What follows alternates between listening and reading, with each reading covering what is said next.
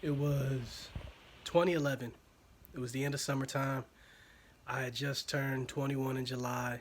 Had to be maybe August, maybe the end of August. I finally got in to Job Corps on Treasure Island over by San Francisco. My mother's boyfriend at the time had told me about it during Christmas of the previous year. He was like, "Hey, John, I heard you wasn't going to school, this and that. He was looking for something to do. You needed a job." And he told me about it. He was a graduate over in Washington State and was telling me about all these experiences, all these people he met from all over the world, how it gave him a kind of a kickstart into, a career. And, I wasn't doing shit. Not nothing. No job, no money, no nothing. So I was like, yeah. No, I'll check it out. So I went through the process, got signed up. I was a knucklehead, and I went. And I failed like the first P test. You're not supposed to make it past that point, but dude who was kind of running the show was like two levels down from the top. Street dude. So he kind of seen a little bit of motivation to kind of do a little bit better in my life. So he gave me another shot. So I quit smoking. Uh, I got my shit together and I came back and I was ready. I got in August. My mom dropped me off. Had all these bags packed with me. And the dorms back then, the island back then was nice. 2011, this shit was nice. It wasn't all this construction like there is now. They had the big dancing ballet lady over there that would light up. They had a couple of bars over there too. I just turned 21, so I could just buy drinks like I'm going drinking. So, I get there, had all these bags packed, and I'm in the main lobby where like all the people go in and out, 16 to 25-year olds, boys, girls, men, women, just boom, boom, boom, in and out, in and out. They're all looking at us like, oh yeah, new people, right? I'm sitting there with like six other people, I think, that we came in with, and we all get sectioned out. If I can remember, I've been hitting the head a few times, so my memory's going. But if I can remember, go up the stairs, I get sectioned out, and I go onto 2 East. I'm on the second floor on the East Wing, and shout out to all the 2 East boys out there, man.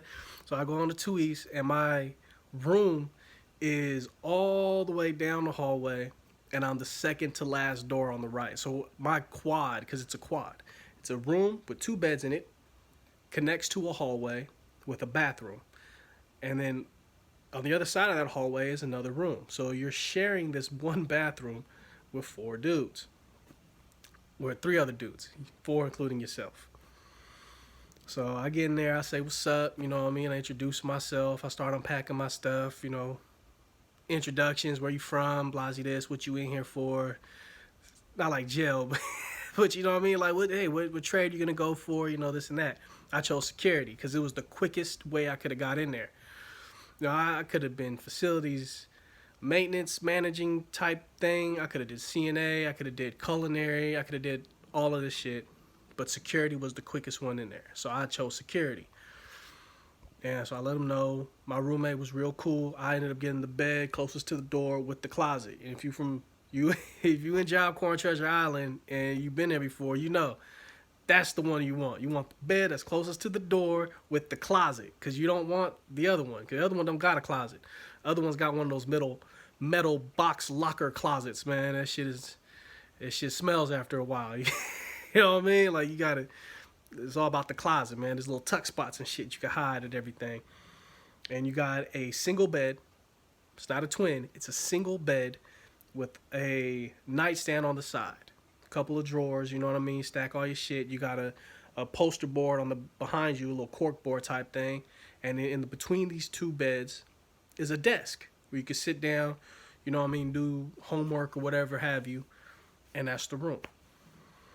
So it's real, like, culture shock at first, because you got all these people from all over the world, man. Like, not even just the country, the world. You got Chinese exchange students. One of my good friends over there was dude from China. You know what I mean? Like that's my man's. If you watch this, you know who you is. That's my man's, man. So, me and him completed. I think it was me, him, and another girl were the only ones out of the original, like, God, it must have been like 6, 7, or 8 of us. Out of those, only like 3 of us made it all the way through the program. And the other person, the girl who's Facebook friends with me now, she was also in security. So get in there, and then the routine starts to set in to where you wake up early as hell, like real early. Make your bed, make sure everything is straight in your room, because they'll come in the middle of the day and grade your room. They'll give you a grade, and if your grade starts to slip below, if you just don't make your bed, if your closet door is open, if shit is all over your room, you're going to get an F, and then you're going to have to go to hygiene class. Nobody wants to go to hygiene class. You a dirty motherfucker if you have to go to hygiene class.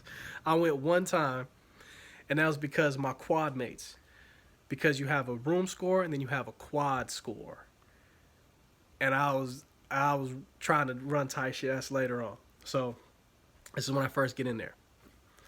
And the routine sets in where you get up early as hell.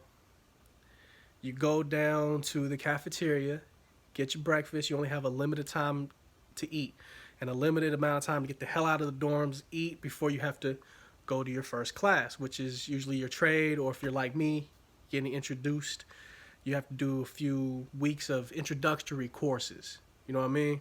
Like classroom. You're with this one person for like a week or two. Next week you're with somebody else, and it's just, for like a month. They introduce you to the program and everything. And after that, you would go to school all day, come back to the dorm. They do a head count. You report to your dorm, make sure everybody's there. Everybody was where they were supposed to. Nobody cut out to go to the city or nothing and play hooky for the day. And if you did and you came back on time, they knew about it because your class took attendance. It was crazy.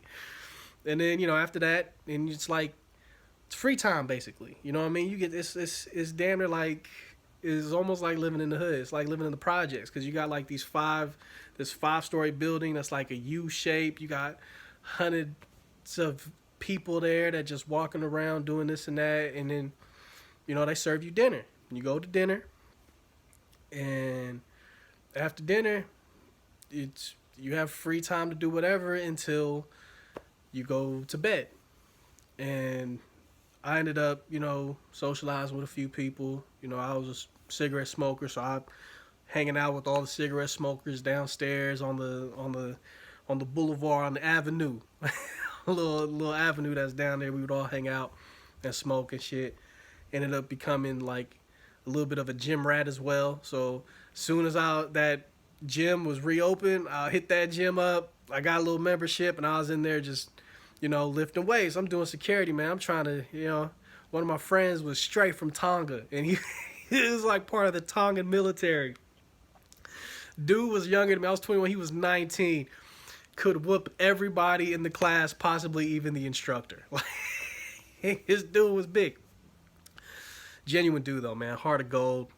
To this day, man, if you're watching this, love you, bro. And so that was one of my buddies. So I was like, man, I can't let this dude younger than me, I can't let him yoke me, man. I got to put some muscle back on. So I'm over in the gym just, pumping. And that ends up becoming the routine for a little while. Actually, for the whole time I'm there, that's the routine. And I made so many friends, yo. I started making so many friends. They have billiard tables, play pool.